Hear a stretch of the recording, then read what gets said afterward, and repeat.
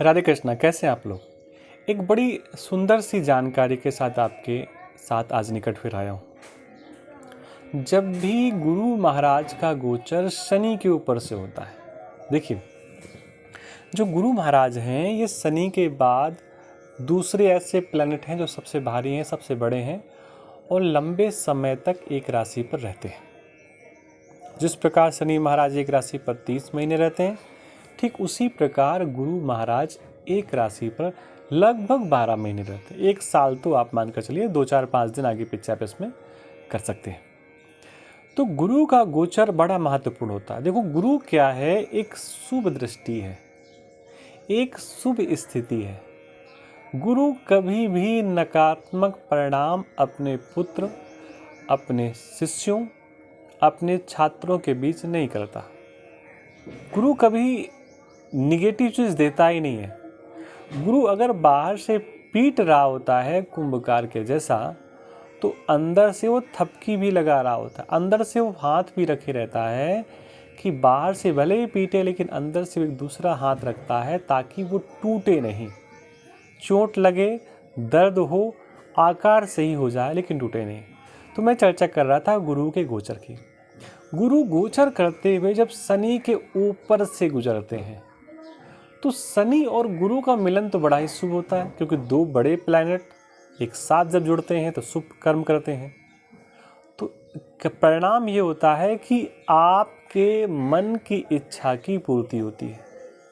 अब एक प्रश्न उठेगा आपके मन में, इसका मतलब मेरे मन की इच्छा की पूर्ति लगभग 12 साल बाद होगी, क्योंकि 12 साल बाद ही तो गुरु शनि के ऊपर से बार बार आएंगे, बार बार आएंगे, बार बार आएंगे। तो ये तो बेसिक नियम है।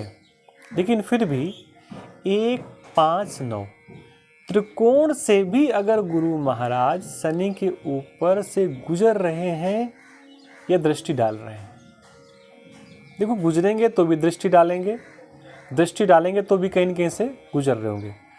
शनि के त्रिकोण से अगर गुरु महाराज गोचर कर रहे हैं तो पता है क्या होगा, आपके मन की इच्छा की पूर्ति होगी। आप जो सोच रहे हैं वो आपकी इच्छा की पूर्ति हो जाएगी।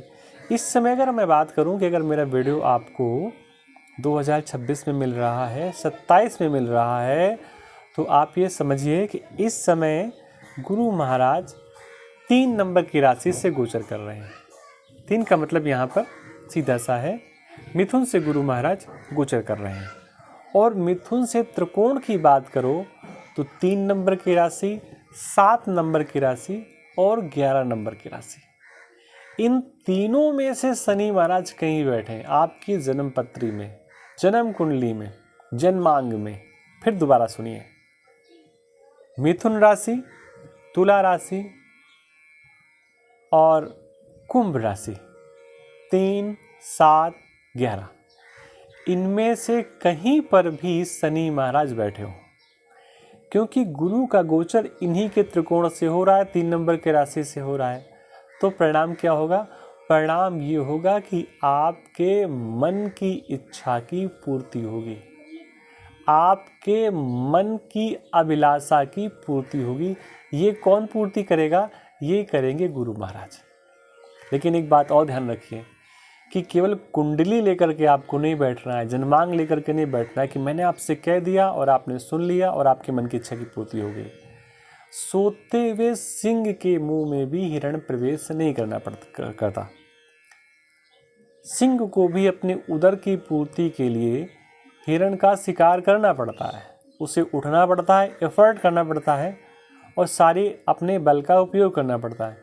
ठीक उसी प्रकार जो मैं कह रहा हूँ ये बिल्कुल सत्य होगा, क्योंकि गुरु ने ऐसा बताया है। लेकिन कब सत्य होगा, जब आप उसके लिए एफर्ट करेंगे, जब उसके लिए आप मेहनत करेंगे, अपने हाथ पैर चलाएंगे, तो ये समय लगभग आपका बड़ा सुंदर होने वाला है।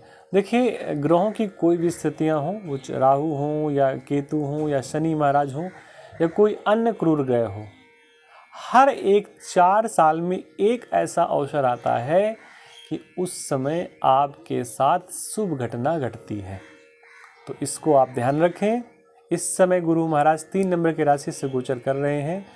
25 जनवरी तक लगभग यहीं पर रहने वाले हैं। 25 जनवरी को ट्रांजिट करेंगे, आगे मूव करेंगे, कर्क राशि पर चले जाएंगे, तो फिर वहाँ स्थितियाँ होंगी। लेकिन 25 जनवरी 2027 के पहले तक अगर आपका शनि महाराज, आपके शनि 3 नंबर की राशि पर बैठे हैं, 7 नंबर की राशि पर बैठे हैं, 11 नंबर की राशि पर बैठे हैं, तो आपके लिए बहुत शुभ संकेत है।